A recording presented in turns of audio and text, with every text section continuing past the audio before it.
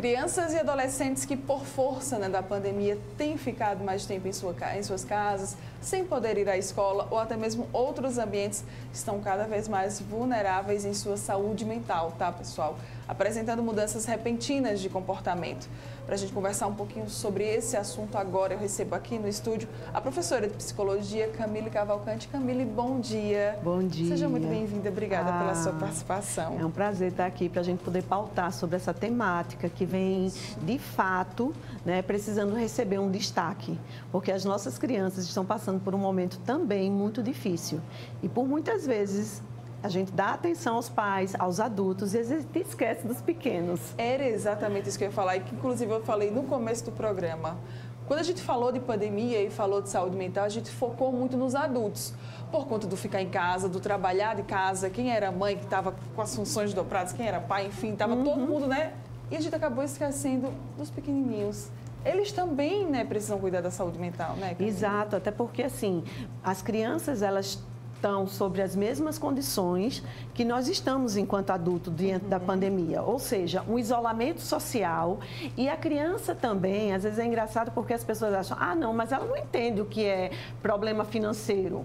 A criança ela entende sim, gente. Ela absorve, ela está vendo que dentro do seu cotidiano, dentro da sua casa, algumas situações já estão sendo limitadas por falta de recursos financeiros, algumas crianças tiveram seus pais, né, sem emprego, eles visualizam isso e eles absorvem isso também, né? A notícia, às vezes, a forma como essa notícia chega para essa criança. Sim. Em quais aspectos da vida, né, dessas crianças, esses impactos da pandemia, eles foram mais evidentes? Olha só, na verdade a gente pode dizer que está existindo um impacto tanto a nível de desenvolvimento cerebral, um impacto a nível de desenvolvimento cognitivo, né, que está ligado ao cerebral social. E isso também repassa no desenvolvimento da linguagem, o desenvolvimento psicomotor. Muitas crianças não estão dentro do isolamento, dentro de uma casa grande, Sim, com contato com a natureza, com um ambiente para correr. A maioria das crianças estão num ambiente, né, com restrição de movimentação. Então, tudo isso tem um impacto. A gente tem que entender que a criança, para se desenvolver, ela precisa de uma estrutura, não é? Ela precisa ter espaço. A psicomotricidade, ela não desenvolve sozinha sem você ter o desenvolvimento cognitivo e das outras funções. Então, é preciso entender essa criança de uma forma mais ampla. E aí, assim, o que é que a gente costuma ver?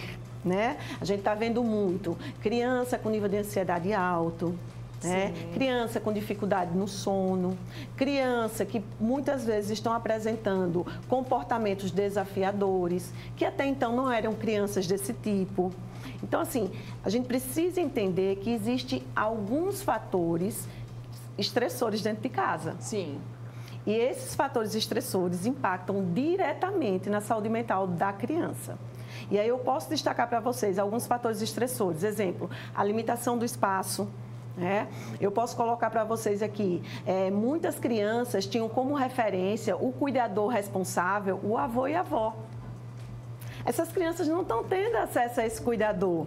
Porque eles estão em isolamento social, Exato. né? Muitas crianças que são filhos de profissionais de saúde também estão sofrendo, porque muitos profissionais de saúde se afastaram do seu ambiente familiar.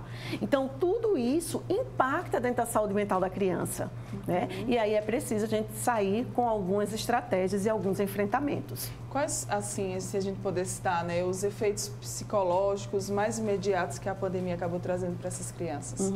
Ansiedade, né? Algumas crianças estão desenvolvendo dificuldade de linguagem, principalmente as crianças que já têm comorbidades, como crianças que têm autismo, crianças que têm o transtorno de espectro autista. Sim. Não é? A gente está vendo também a criança muito irritada.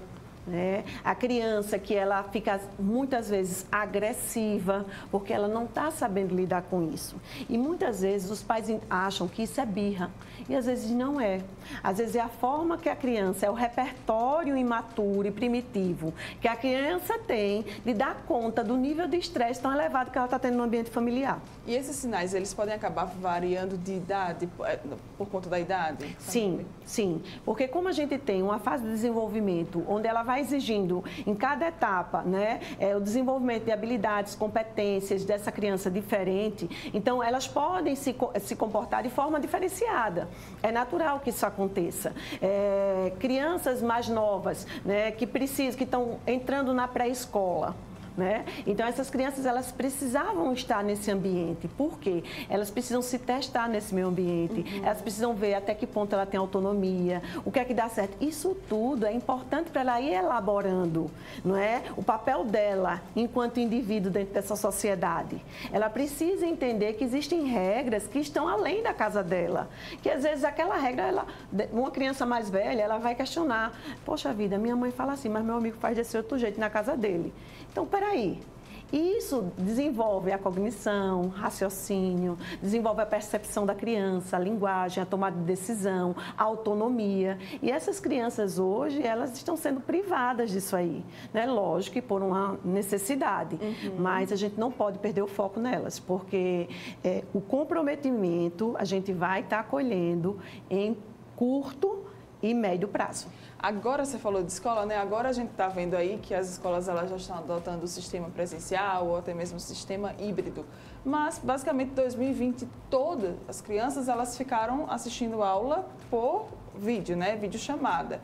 E aí, né, ainda por cima, aconteceram os casos em que os pais eles tiveram dificuldades financeiras e acabaram retirando essas crianças da escola. Tudo isso acabou, né, dificultando para elas. Com certeza, né? E outra coisa, a gente precisa entender que o pai e a mãe, às vezes porque os pais também estão sob esse estresse, não é? Muitas vezes, como já foi falado aqui, também com situações financeiras, com a situação financeira vulnerável, um ambiente familiar pequeno, as pessoas passavam mais tempo na rua do que dentro da própria casa. E aí, assim, querer que a criança ela tenha um comportamento de um adulto diante de uma tela, a gente tem que parar e avaliar. Pai, mãe, vamos botar o óculos para poder enxergar a nossa criança com a faixa etária que ela tem. Sim. Uma criança de 3 anos, ela não vai conseguir ficar por mais de 40 minutos, por mais de 30 minutos numa tela. Ela não fica, gente.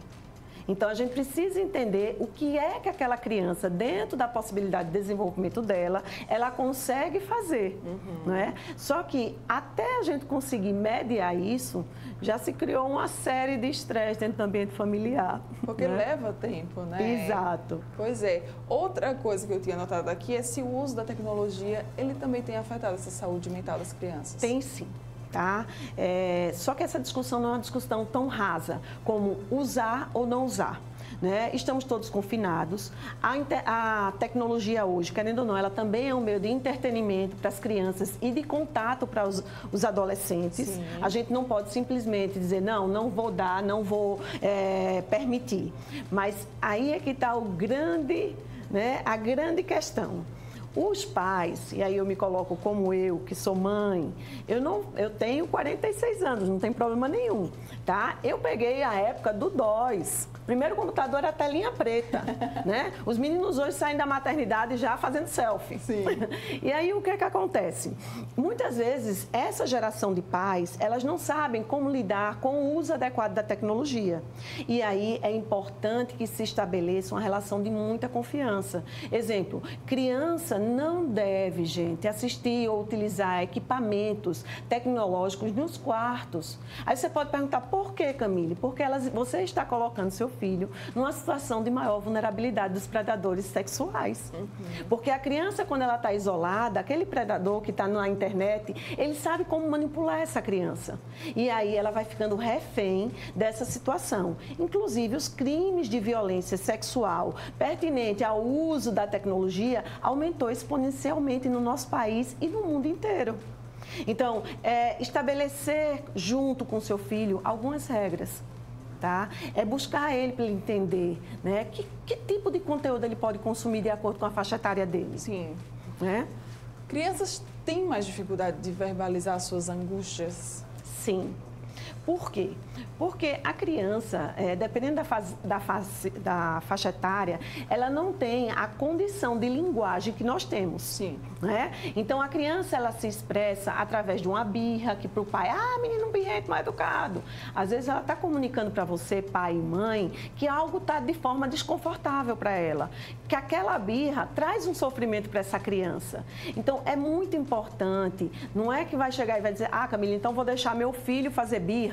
Não, você não vai fazer com que o seu filho faça birra, mas você vai conversar para procurar entender o que levou ele a ter esse tipo de comportamento, não é? E às vezes, assim, coisas simples que você pode fazer no seu dia a dia, que pode ajudar nessa convivência e no desenvolvimento da criança. Como, por exemplo, estabelecer uma rotina mais estruturada. Agora, não é uma rotina ditadora, é uma rotina que você vai construir com seu filho. Né? Chama ele, filho, vamos aqui, tá todo mundo em casa, vamos construir, vamos cozinhar, né? Hoje é o dia da gente fazer um doce. Sim. Hoje é o dia do doce. Eu costumava muito fazer com meu menino, eu fazia, ele já sabia. Eita, mamãe, hoje é dia de fazer doce. Eu digo, hoje é dia da gente ir para a cozinha. Então, assim, são esses momentos e nessas situações que a gente se aproxima dos nossos filhos. Eu costumo dizer que a pandemia trouxe uma coisa muito boa, tá? Que foi a aproximação e o olhar para dentro da própria família, da própria casa. Agora, de fato, muitas vezes isso deixa a gente com um pavor. Por quê? Porque a gente não sabe como lidar com a própria família. A gente não sabe como lidar com o processo de desenvolvimento dos nossos filhos. Porque antes disso, a gente tem que se reconhecer enquanto indivíduo. Que pai eu sou? Como é que meu filho me vê? Né? É engraçado, às vezes os pais chegam e fazem assim, eu vou reduzir o tempo de tela, mas o pai, ele passa o dia todo na tela. Então, qual é a mensagem que ele está dando para essa criança? Ele verbaliza uma coisa, ele age de outra forma. Então, tudo isso precisa ser muito bem avaliado nesse contexto. Temos sinais, temos sintomas de que aquela criança, ela está com a saúde mental abalada? Sim. Na verdade, a gente pode ver o nível de mudanças bruscas de comportamento. Tá? Tem crianças que elas tinham um nível de comportamento, né, antes da pandemia, e com a pandemia ela começa a apresentar, não um nível de estresse maior, né, um nível de agressividade maior, ou ela se desinteressa por atividades que ela costumava fazer. Sim. Então, quando os pais, os responsáveis começarem a observar esses comportamentos, gente, não significa que a criança tem algum transtorno mental, não é isso que eu estou dizendo. A gente precisa distinguir que existe saúde mental e transtorno mental. Saúde mental todos nós temos e é preciso cuidar dessa saúde mental. Hoje os nossos pequenos precisam desse cuidado para que eles continuem se desenvolvendo de forma adequada e que eles não evoluam para algum tipo de comprometimento maior dentro da perspectiva mental. Muito bem. Como ajudar? A gente está falando aí sobre educação, escola, ensino à distância. Como é que a gente pode ajudar, né, nós, quanto pais, enfim, mães, ajudar essas crianças a lidar com esse ensino à distância, se esse for o caso? Bom, exatamente. Primeira coisa que precisa ser avaliada. Primeiro, como está o meu índice, como é que está a minha situação de estresse enquanto pai e enquanto mãe? Primeira coisa. Como é que eu estou atuando nesse papel? Não é? Como é que está se dando a minha comunicação com o meu filho? Eu estou utilizando muitas vezes uma comunicação violenta, eu estou utilizando muitas vezes uma comunicação passiva, porque é mais fácil eu não me estressar e deixar a criança lá. Então, eu preciso fazer esse reconhecimento. A partir do momento que eu faço esse reconhecimento e que eu entendo, pai e mãe, que eu também estou passando por uma situação difícil, que eu também não posso pegar, né, e sentar e ficar de joelho no milho, né, que eu também preciso de ajuda, aí a gente já começa um caminho, né? A gente já começa o caminho. E aí vem, primeira coisa, tempo de qualidade, tá? Como estabelecer um tempo de qualidade com seu filho, porque nesse tempo de qualidade você vai perceber o que é que ele entende do processo de ensino, o que é que ele está aprendendo, o que é que ele não está aprendendo, onde ele sente dificuldade. As crianças estão longe dos seus coleguinhas, dos seus professores, eles sentem tristeza, né? Eles ficam muitas vezes com raiva porque não está podendo jogar bola com um amiguinho na escola, não está podendo ir por rela-rela, não escorrega, né? Então, assim, a gente precisa ter esse tempo de qualidade para entender que sentimentos são esses. Certo. Segundo, acolher esse sentimento dessas crianças, tá? Estabelecer com essas crianças uma rotina básica, tá? E começar a ter um canal de comunicação mais adequado, ok? Para quê? Para que a gente possa dar uma condição um pouco mais favorável para o processo de aprendizagem, tá?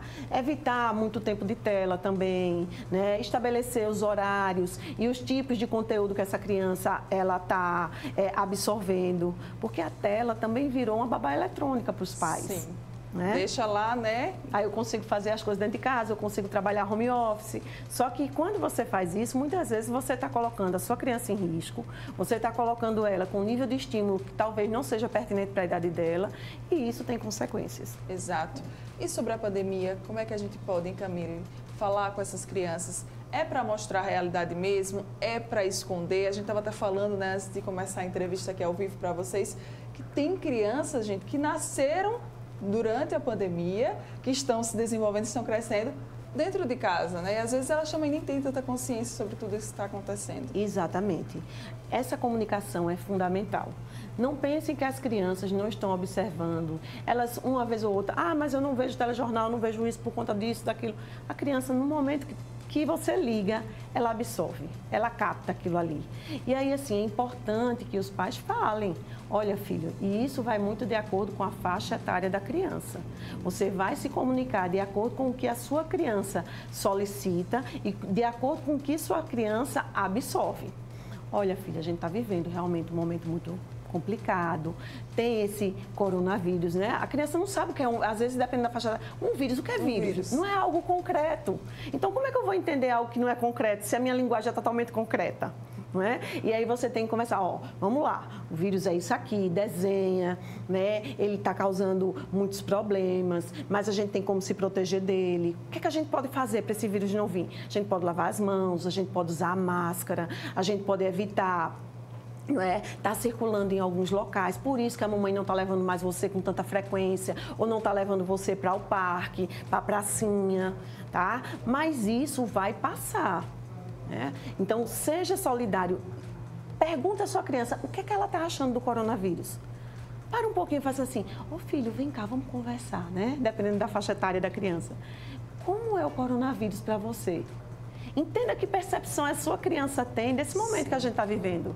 Porque aí está uma ponta importante para você começar a entrar dentro do mundinho dela. Exato. E se tem dificuldade, busca um profissional, né? Exato. Busca ajuda profissional é sempre o melhor caminho, né, Camille? Exato, gente. E olha, a gente tem que começar a desmistificar essa questão da saúde mental, tá? A saúde mental está aí para todos, é como a saúde física, a gente precisa cuidar sim. A ajuda profissional, ela é muito bem-vinda e a gente não tem que ter medo nem preconceito de procurar a ajuda de um psicólogo, a ajuda de um orientador parental, a ajuda de um psiquiatra quando necessário. Todos são profissionais preparados e qualificados para poder possibilitar vocês, enquanto família, enquanto indivíduos, um dia a dia mais adequado, um dia a dia, não gosto nem dessa palavra adequado, mas um dia a dia mais assertivo, né? Mais amoroso com a sua criança. Eu acredito nisso sim. Essa é a Camille Cavalcante, né, professora de psicologia, que conversou aqui com a gente um pouquinho sobre a importância da saúde mental das crianças durante essa pandemia.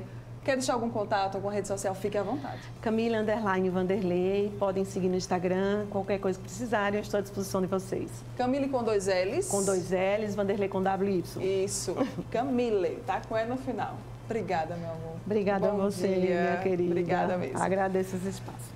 E obrigada a você também, né, que ficou aqui juntinho com a gente durante todo esse Bem Assim. Quantos temas importantes, né, que a gente abordou hoje. Obrigada mesmo pela sua companhia, tá? Eu te aguardo, então, amanhã, a partir de 9h30, aqui na telinha da TV Mar. Tchau, tchau.